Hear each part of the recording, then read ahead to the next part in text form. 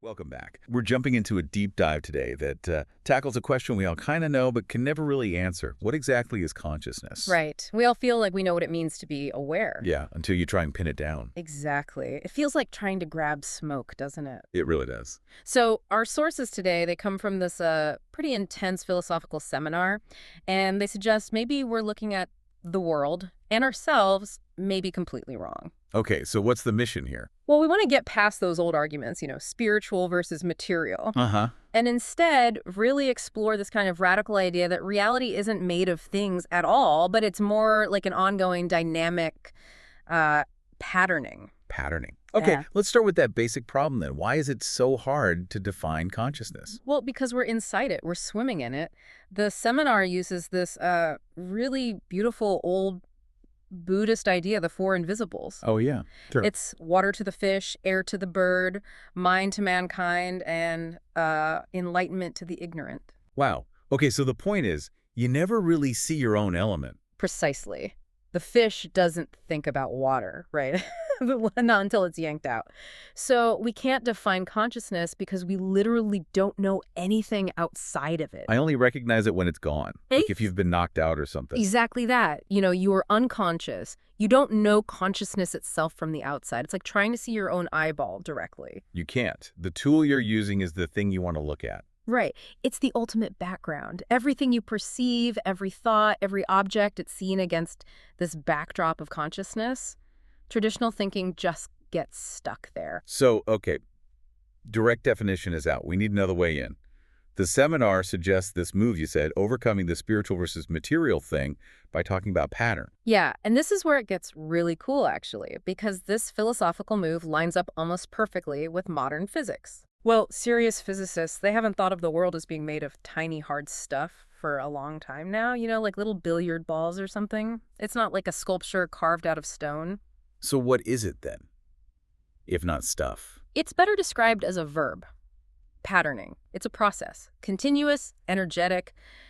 The universe is fundamentally an energy field. Think like a magnetic field or gravity. Okay. A magnet doesn't push iron filings around mechanically. It structures the space, right? It changes how things are oriented within its field. Ah, I see. So the universe is doing that. Structuring, patterning. Yeah. Yes.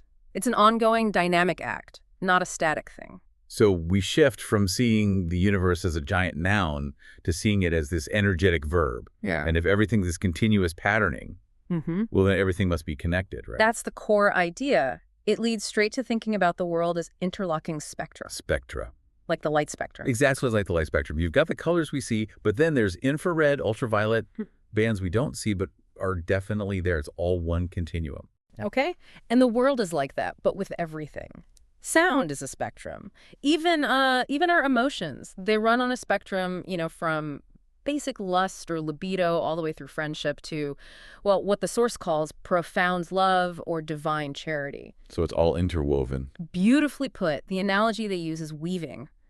The warp and the woof. You pull one thread out, say, the emotional spectrum. You can't do that without the whole pattern, the whole cloth of reality just falling apart. It all depends on each other. It does. Think about a newspaper photo.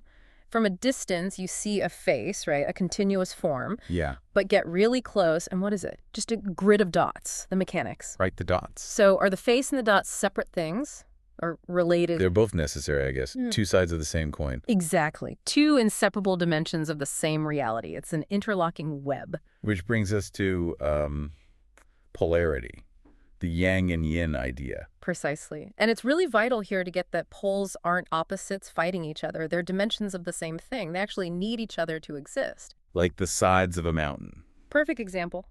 Yang, the bright, sunny south side. Yin, the shadow on the north side. Can you have a mountain with only one side? No, of course not. Or half a wave, just the crest without the trough. Impossible. They arise together, they are together, they define existence itself through their interplay. And this isn't just physics or mountains, it has social implications too. Oh, absolutely. The source makes this fascinating point that this polarity is what makes the whole game of existence thrilling. For life to feel meaningful, exciting, there has to be the sense that, well, that black might win. That non-existence could beat existence. Yeah, that possibility, that tension. Existence is that oscillation.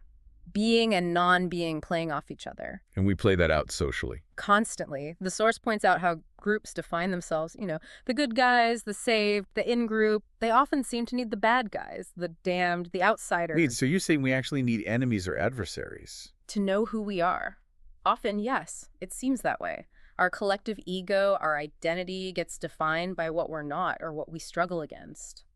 Yeah, that's unsettling. But I can see it. The things we push against shape us. It's fundamental, and once you start seeing this interdependence everywhere, you naturally begin to question how fixed your own awareness really is. Okay, so let's apply this spectral idea to consciousness itself. The seminar laid out this sevenfold spectrum. Yeah, a kind of symbolic map running from the, let's say, dullest awareness to the brightest. Go to the levels. It starts at 1, sleep. Then 2, torpor, kind of grogginess. 3, waking consciousness, our normal everyday state. Then it gets interesting. 4, sensory awareness. 5, cellular awareness. 6, molecular awareness. And finally, 7, light. Are there other models like this? Oh, yes. The Hindu tradition has a similar idea. Waking, dreaming, dreamless sleep, sushupti, and then the fourth state, turiya, which is supposedly indescribable. And that connects to sleep being refreshing. That's the idea. In deep, dreamless sleep, the individual self, the ego, is sort of withdrawn back into the source, the Brahman, the ground of being. Then you come back, hopefully refreshed. But the key one for us, day to day, is number 3. Normal waking consciousness. Right, and we assume it's objective, right? That we're seeing things as they are. But the source argues it's highly symbolic and actually very guarded. Guarded? How? It's constantly filtering reality.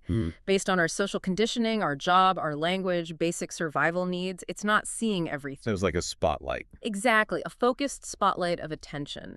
Scanning the environment like radar, mostly looking for threats or problems or things that need fixing. Whereas the organism's total awareness is more like a floodlight, taking in everything all at once, continuously. But we tend to identify just with the spotlight. And that's a problem. It leads to the core paradox of our culture, according to the source. Society gives us this separate identity, this ego, tells us we're free, but then immediately commands us to be responsible. Meaning, you're required to voluntarily do what you're told. It's a contradiction. And this pressure creates the illusion, the hallucination of this separate, worried ego. Like the equator. Perfect analogy from the source.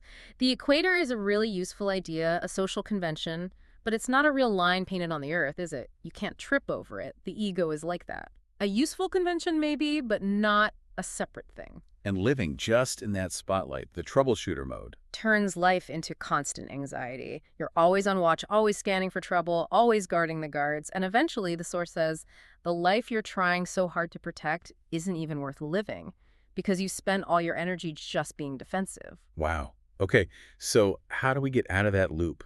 How do we access the floodlight, move into those deeper states, starting with state #4? State #4. Sensory awareness. The way in is usually by, well, slowing down, suspending the constant judging and analyzing, letting your senses just work by themselves. That sounds like meditation again. It is, fundamentally, not necessarily to improve yourself, but just to clarify things, to enjoy the input.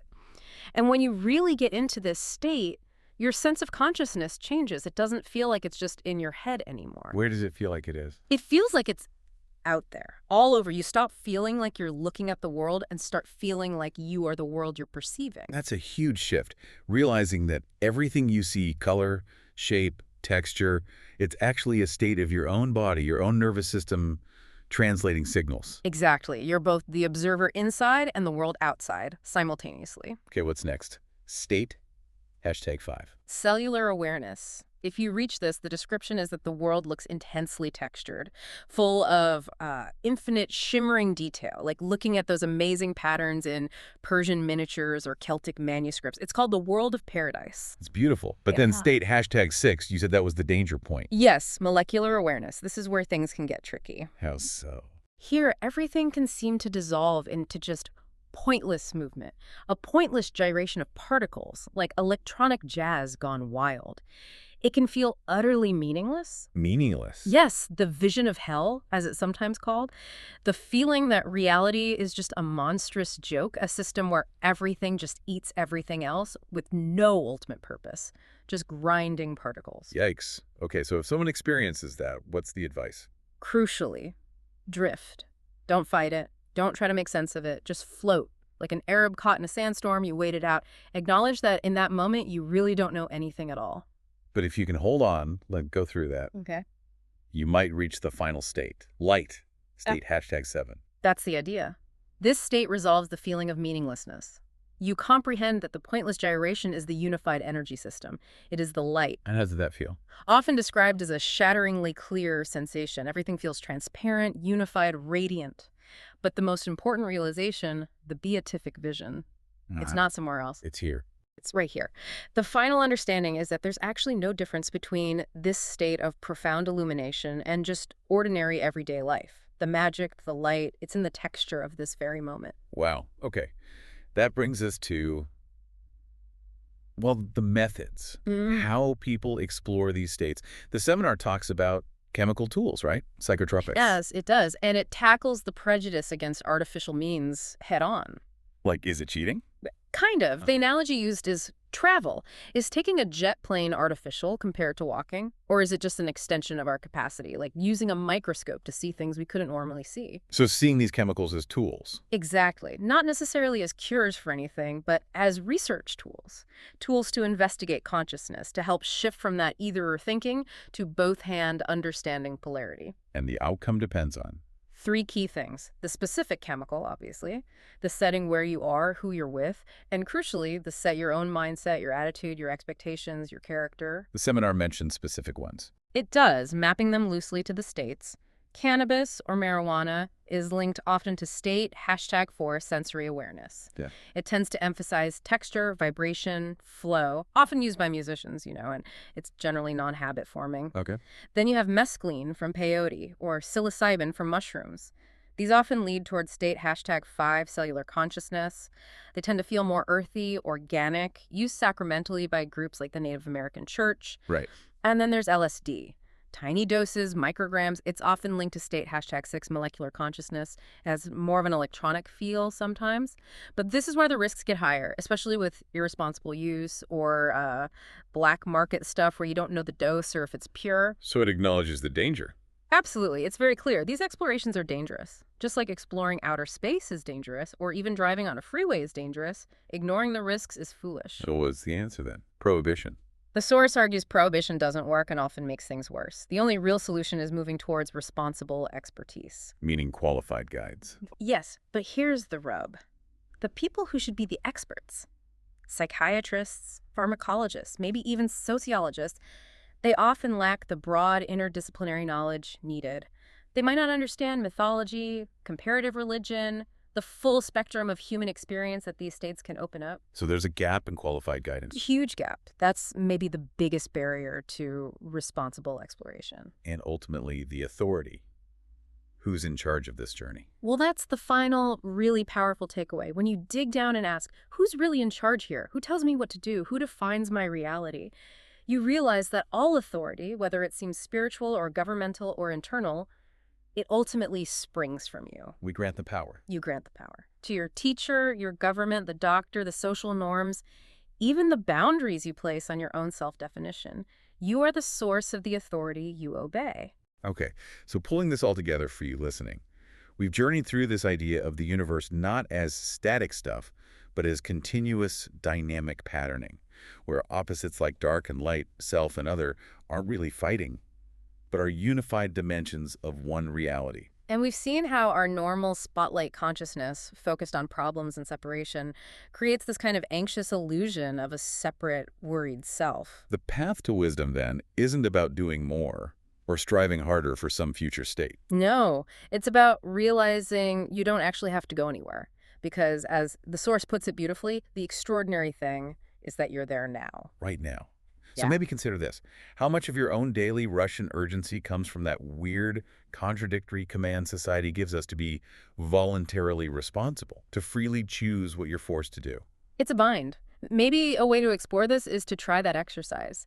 Just for 5 minutes, try describing your experience using only verbs, focusing on processes instead of static nouns. See if your feeling of reality shifts from things to flows. Or even simpler, as the seminar suggests.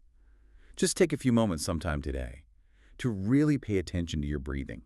Not to control it, just to feel the sensation, the texture of it. See what awareness arises just from that. The floodlight might just flicker on. That's a deep dive we can all take right here, right now. Thanks for joining us.